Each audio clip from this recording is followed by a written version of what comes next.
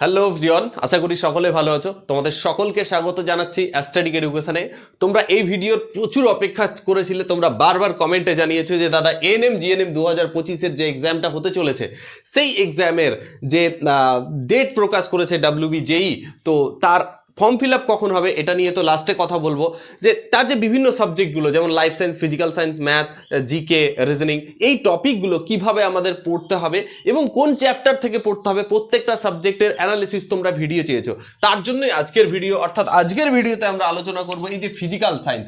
Physical সায়েন্সে আমাদের 25 number আছে। তোমরা জানো পার্ট 1-এ 15খানা প্রশ্ন থাকে, যেখানে নেগেটিভ মার্কিংও থাকে, এবং পার্ট 2-তে যেখানে আমাদের 5খানা প্রশ্ন থাকে, যেখানে আমাদের একটা কোশ্চেনের 2 করে উত্তর থাকে, দ্যাট ইজ 10, 15 আর 10 25 নাম্বার থাকে। তো 25-এ 25 কিভাবে পেতে পারো এবং কোন বই পড়বে, কি কি প্রসিজার রয়েছে, পুরো ব্যাপারটাকে আজকের ভিডিওতে আলোচনা করব।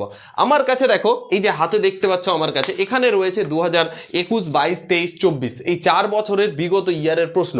সেই পুরো প্রশ্নটাকে নিয়ে আমরা অ্যানালিসিস করলাম এবং দেখলাম যে প্রতিটা চ্যাপ্টারে, এখানে দেখো ফিজিক্যাল সায়েন্স বলেছে, তো এখানে দুটো টপিক ঢুকে আছে, একটা ফিজিক্স পদার্থবিদ্যা আর একটা কেমিস্ট্রি অর্থাৎ রসায়নবিদ্যা। ক্লাস 9-10 লেভেলে দুটো একটা বইই থাকে। তো কি করে আমরা কোন চ্যাপ্টার থেকে কত নাম্বার আসছে, কোন চ্যাপ্টারগুলোকে আমি ইগনোর করব, কোন চ্যাপ্টারগুলোকে বেশি গুরুত্ব দেব, তো এই টপিকটাকেই আমি তোমাদেরকে বোঝানোর চেষ্টা করব। দেখো এখান থেকে আমরা শুরু করছি। দেখো এখানে দেখতে পাচ্ছ প্রত্যেকটা, এদিকে প্রায় ফিজিক্সের চ্যাপ্টারগুলো লিখেছি, এখানে কেমিস্ট্রির চ্যাপ্টারগুলো লিখেছি। কোন ইয়ারে কত নাম্বার এসছে এত সুন্দর করে কোথাও তুমি পাবে না, এইটুকু গ্যারেন্টি দিয়ে বলতে পারি। দেখো প্রথম কথা হচ্ছে যে পরিমাপের পদ্ধতি। এই চ্যাপ্টারটাতে দেখো প্রশ্ন এসছে 2024-এ একটা প্রশ্ন, 2023-এ একটা প্রশ্ন, 2022-এ একটা প্রশ্ন, 2021-এ একটা প্রশ্ন, প্রত্যেক বছর একটা করে এসছে। এবং 2022 এবং 21 এমন একটা ইয়ার, এখানে দুটো শিফট এক্সাম হয়, শিফট 1, শিফট 2। তাই দেখো এটাকে দুটো ভাগ করেছি। শিফট 1-এই এসছিল, শিফট 1-এই এসছিল 21-এও, 2022-এর শিফট 2-তে আসেনি, 2021-এর শিফট 1-এ এসেছিল। এটা বুঝে নিও, তুমি কোথাও নোট ডাউন করে নিও যে কোন চ্যাপ্টারগুলো ইম্পর্টেন্ট, বা এরকম করে তুমি নোট ডাউন করতে পারো ভিডিওটা পজ করে, ঠিক আছে? আচ্ছা, তো দেখতে পেলাম এখানে দেখো এই চ্যাপ্টারটা হচ্ছে পদার্থ, ভর, ওজন এবং শক্তি। এখানে দেখো ভর আর ওজন নিয়ে বেসিক্যালি এখান থেকে প্রশ্ন বেশি আসে। হ্যাঁ, একটা দুটো প্রশ্ন আছে। দেখো এখানে 24-23-এ আসেনি, 22-এ দেখো শিফট 1-এ একটা, বাট 23-এ দেখো 22-এর শিফট 2-তে কটা চলে এসছে, 3টে কোশ্চেন। একই রকম 21-এ একটা, আর 2021-এ আবার শিফট 2-তে দুটো এসছে। তাহলে এটা চ্যাপ্টারও ইম্পর্টেন্ট, আমাদের এই চ্যাপ্টারটাও পড়তে হবে, এটা চ্যাপ্টারও পড়তে হবে। সরণ, বেগ, দ্রুতি, ত্বরণ, এই চ্যাপ্টারটাকে আমরা ফিজিক্সের ভাষায় বলে থাকি মেকানিক্স। কি বলে থাকি? মেকানিক্স। এই চ্যাপ্টারটা খুবই ইম্পর্টেন্ট। এই চ্যাপ্টারটা তুমি যদি না বুঝতে পারো তাহলে এটা বুঝতে পারবে না, এটা না নিউটনের গতিসূত্র বুঝতে পারবে না, নিউটনের গতিসূত্র না বুঝতে পারলে কার্যক্ষমতা, শক্তি বুঝতে পারবে না। মানে এই 3টে চ্যাপ্টার একে অপরের সঙ্গে রিলেটেড এবং প্রচুর প্রশ্ন আছে। দেখো 2024-এ একটা এসেছিল, এখান থেকে অঙ্কও দেয় অনেক সময়। 23-এ কটা এসেছিল? দুটো। দেখো 22-এ কটা এসেছিল? দুটো শিফট মিলিয়ে 3টে, আর 21-এ একটা এসেছিল। বুঝতে পারছো? নিউটনের গতিসূত্র এটা very very important. First law, second law, third law, হ্যাঁ, তার সঙ্গে ওর ব্যাখ্যা, তার সঙ্গে ওর ব্যবহারিক প্রয়োগগুলো, ভরবেগ, এগুলো জিনিসগুলো এখানে রয়েছে। আর এখান থেকে প্রশ্ন আছে। তাহলে কি হবে? দেখো 24-এ একটা, 23-এ দেখো 3টে প্রশ্ন, 2022-এ দেখো দুটো শিফট মিলে 5টা প্রশ্ন, 2021-এ দুটো শিফট মিলে 2টো প্রশ্ন। মানে এটা চ্যাপ্টার খুবই খুবই ইম্পর্টেন্ট, প্রচুর ইম্পর্টেন্ট, আসবেই পরীক্ষাতে। আচ্ছা, কার্যক্ষমতা শক্তিতে চলে যায় ক্লাস 10 লেভেলের। 2024-এ একটাও আসেনি, 2025-এ আসতে পারে। 23-এ কটা আছে? দুটো। 2022-এ দেখো একটা, 3টে, 4টে মিলে, দুটো শিফটে 4টে। 2021-এ দুটো এসছে। ওকে, তাহলে এটা চ্যাপ্টারে যথেষ্ট ইম্পর্টেন্ট, ভেরি ভেরি ইম্পর্টেন্ট। সব থেকে কঠিন ছেলে মেয়েদেরকে মনে হয়, হ্যাঁ, এবং সত্যি এটা যদি ভালো না বুঝতে পারো, যদি মুখস্থ করো, তো জীবনে বুঝতে পারবে না। মানে ফিজিক্সের টপিকই এরকম বোঝা। সায়েন্স আবার মুখস্থ কি? সায়েন্সে বুঝতে হয়। যেদিন তুমি বুঝে বুঝে পড়বে, এখান থেকে কোশ্চিন সলভ করতে পারবে, ঠিক আছে? সায়েন্স পড়ার সব থেকে ভালো নিয়ম হচ্ছে এখানে মুখস্থ বিদ্যাটা নগণ্য রয়েছে, এখানে বুঝতে হবে, রিয়াল লাইফের জিনিসগুলো আছে। যেদিন তুমি বুঝতে শিখবে, যেদিন তুমি এইভাবে পড়তে শিখবে বুঝে বুঝে, সেদিন তুমি সায়েন্স পড়ে মজা পাবে। সায়েন্সের মজা নিতে শিখো, মুখস্থ করতে নাই। অনেক কোচিং সেন্টার নোট দিয়ে দিল, পড়িয়ে দিল, ব্যাস হয়ে গেল, এরকম না। আমি যখন পড়াবো পুরো কনসেপচুয়ালি বুঝাবো। দেখো আলোতে চলে আসি। আলো খুবই একটা ইম্পর্টেন্ট চ্যাপ্টার, এবং এখান থেকে 2-3টা প্রশ্ন থাকবেই থাকবে, গ্যারেন্টি ধরে রাখো। দেখো 24-এ একটা এসছে, 23-এ একটা এসছে, আচ্ছা 22-এ একটা এসছে, আচ্ছা 21-এ একটা এসছে, আচ্ছা 24-এ মনে হয় দুটো এসছে, 22-এও দুটো এসছে। হ্যাঁ, সম্ভবত কোথাও একটা ক্যালকুলেশনে ভুল হয়েছে। সাউন্ড, এটা চ্যাপ্টারও ইম্পর্টেন্ট। সাউন্ড মানে শব্দ ক্লাস 10 লেভেলে পড়েছো। 24-এ একটা এসছে, ওকে, 23-এ একটাও আসেনি। আচ্ছা 2022-এ একটাও আসেনি, 2021-এ দুটো এসছে শিফট 1 শিফট 2 মিলিয়ে।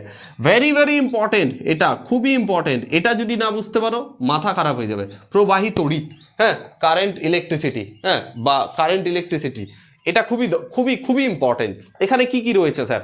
এখানে রয়েছে তড়িৎচলক বল, বিভব, ওহমসের ল, অ্যাম্পেয়ার, তারপরে তোমার জুলের সূত্র, তারপরে হচ্ছে যে তোমার আরও বিভিন্ন যে তড়িৎ চুম্বকত্ব, হ্যাঁ, এই জিনিসগুলো রয়েছে এবং এটা খুবই ইম্পর্টেন্ট, ফিজিক্সের জান প্রাণ বলা যেতে পারে। এখানে দেখো 2024-এ ওয়েটেজ দেখো 3টে কোশ্চিন এসছে, 15টার মধ্যে 3টে কোশ্চিন এখান থেকেই দেখো। 2022-এ একটা কোশ্চেন, 23-এ ছিল, 22-এ দেখো দুটো প্রশ্ন, আচ্ছা 2024-এ 2021-এ দুটো প্রশ্ন, প্রতি ইয়ারে প্রশ্ন এসছে। গ্যাসের ধর্ম বলতে এখানে চার্লসের সূত্র, বয়েলের সূত্র, তাদের সমন্বয় রূপ, অ্যাভোগাড্রোর যে P1 V1 by T1 equal to P2 V2 by C2, এইটা আছে। এখান থেকে ওই টাইপেরই প্রশ্ন আসে, ওটা করিয়ে দেবো। 2022 এবং 23-এ একটাও আসেনি, বাট 23 এবং 24-এ একটাও আসেনি, 22 এবং 23-এ একটা একটা করে এসছে ফার্স্ট শিফটে। বুঝতে পেরেছো? আচ্ছা, এই হচ্ছে বিষয়। এবার চলে আসি আমাদের কেমিস্ট্রির টপিকগুলোতে। কি কি আছে? কেমিস্ট্রির টপিকগুলো অনেকে মুখস্থ করে, বাট এখানেও বোঝার আছে। প্রথম কথা হচ্ছে ডাল্টনের পরমাণুবাদ বলতে ইলেকট্রন, প্রোটন, নিউট্রন, বিভিন্ন যে আয়ন, ক্যাটায়ন, অ্যানায়ন, এই যে সমস্ত জিনিসগুলো রয়েছে, সোজা গল্প। তাহলে 2024-এ একটা, 2023-এ একটা, 2022-এ 3টে, দুটো শিফট মিলে 2021-এ একটা। পর্যায় সারণী ভেরি ভেরি ইম্পর্টেন্ট, এই চ্যাপ্টার থেকে প্রশ্ন আসবেই। 2024-এ একটা, 2023-এ একটাও আসেনি, 2022-এ দুটো এসছে, 2021-এ 3টে এসছে। আচ্ছা, H2SO4 HCl NH O3, এখান থেকে প্রশ্ন হয়, মানে সালফিউরিক অ্যাসিড, নাইট্রিক অ্যাসিড, হ্যাঁ, অ্যান্ড হচ্ছে তোমার যে হাইড্রোক্লোরিক অ্যাসিড, এই 3টে অ্যাসিডের সম্পর্কে কোশ্চেন আছে। 2024-এ আসেনি, 2023-এ এসছে, 2022-এ দুটো এসছে, 2021-এ একটা এসছে। কার্বন এবং সালফার থেকে 24-এ আসেনি, 23-এ এসছে, 22 এবং 21-এ এসছে। জৈব রসায়ন ভেরি ভেরি ইম্পর্টেন্ট, এখান থেকে প্রশ্ন হবেই। জৈব রসায়ন, এই জৈব রসায়ন হচ্ছে যে এখানে জৈব রসায়নের বিষয়গুলো খুব ইম্পর্টেন্ট, অর্গানিক কেমিস্ট্রি অনেকে বুঝতেই পারে না, হ্যাঁ, তো এখান থেকে প্রশ্ন হবে। এখানে একটা, 24-এ একটা, 23-এ একটা, বাদ বাকিগুলো আসেনি, বাট ট্রেন্ডিং আছে, এটা আসবে। অ্যাসিড ক্ষার ক্ষারক very very very very important, আসবেই আসবে। দেখো অ্যাসিড ক্ষার ক্ষারক থেকে দেখো 24-এ দুটো এসছে, 23-এ আসেনি, 22-এ একটা এবং 21-এ একটা এসছে। তড়িৎ বিশ্লেষণ, ক্যাটায়ন, অ্যানায়ন, তারপরে হচ্ছে যে এই যে বিভিন্ন যে যৌগগুলো Na+Cl-, তড়িৎ বিশ্লেষণ কিভাবে করে, কিছুটা জারণ বিজারণও আছে এর মধ্যে।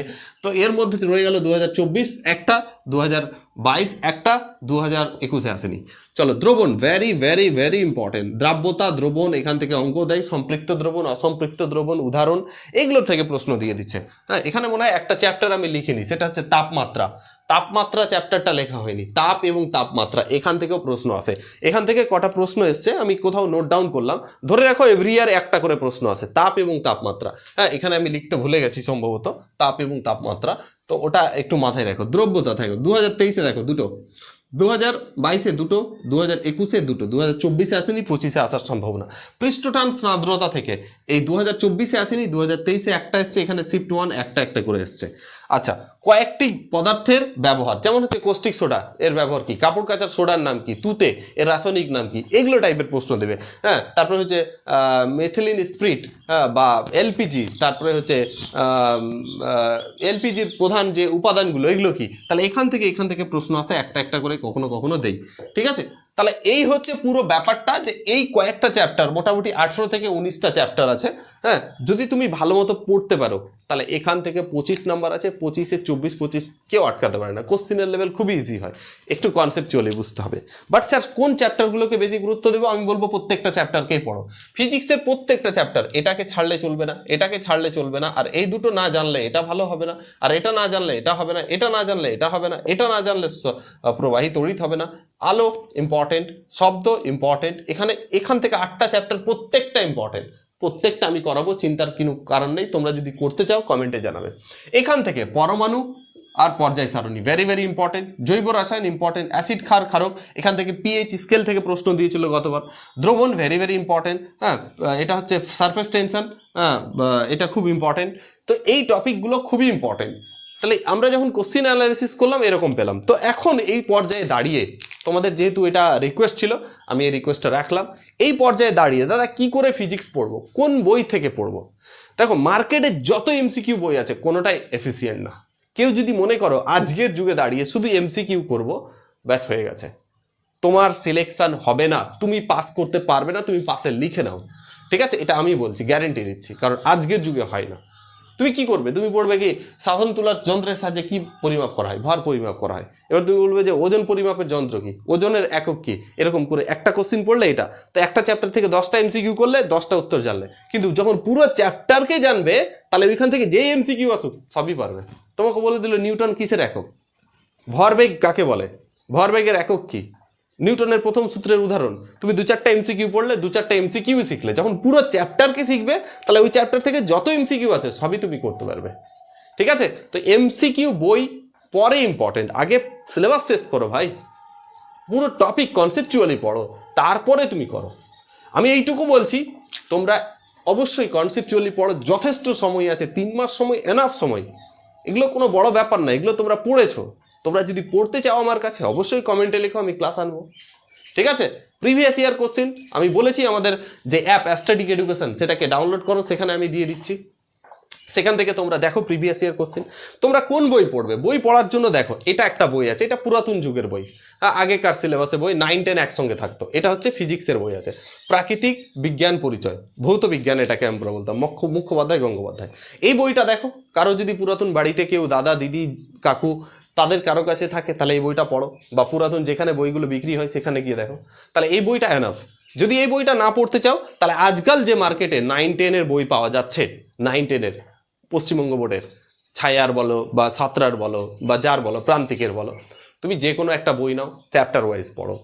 আর প্রত্যেকটা টপিক, যেহেতু ফিজিক্সের টপিক বোঝার টপিক, তোমরা কমেন্ট করে যাও, তোমাদের কমেন্টের উপর ডিপেন্ড করে আমি একের পর এক ক্লাসগুলো নিয়ে আসবো, ঠিক আছে? আজকে এই ভিডিওতে এখানে অবধি শেষ করলাম। এরপরে অন্য কোনো ভিডিওতে জীবন বিজ্ঞানের কোন চ্যাপ্টারকে বেশি গুরুত্ব দিব, কিভাবে পড়বো, এই বিষয়টাকে নিয়ে আলোচনা করব। Thank you for watching this video. আর যদি ভিডিওটা তোমাকে একটু ভ্যালু প্রডিউস করে, যে না কিছু শিখিয়েছে, তাহলে অবশ্যই সাবস্ক্রাইব করে যাবে, কমেন্ট করে যাবে। Thank you. পরবর্তী ক্লাসে আবার দেখা হচ্ছে। Signing of.